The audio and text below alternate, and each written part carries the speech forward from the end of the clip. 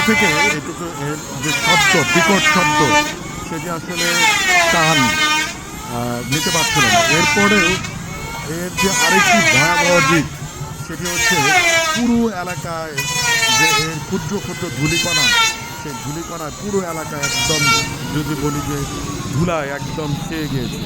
আমরা এই বিষয়টি যেটি করছে, এটা একজন মাত্র, একজন এটি করছেন।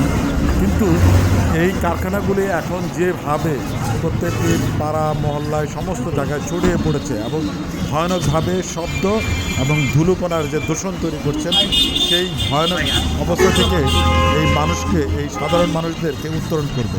আরেকটি বড় এখানে আরেকটি বিষয় বলে রাখি, যে এখানে যে আকাশমণি যে গাছটি রয়েছে, বা সেই গাছের যে যখন তারা এইটা ফিনিশিং করেন এবং যেগুলো পরিষ্কার করেন, তার যে কাঠের গুঁড়ো, সেগুলো যখন ধুলোকণার মতো সর্বত্র ছড়িয়ে পড়ে, যাদের ডাস্ট অ্যালার্জি রয়েছে বা রয়েছেন, তাদের ভয়ানক কিন্তু কষ্টের মধ্যে পড়তে হয়।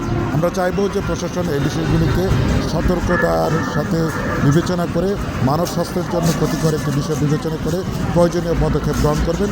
নিরাপত্তার এইগুলি লোকালয় থেকে দূরে সরাবেন এবং প্রয়োজনীয় নিরাপত্তা ব্যবস্থার মধ্যে থেকে এই কারখানাগুলি চলবে বলে আমরা আশা করতে চাই।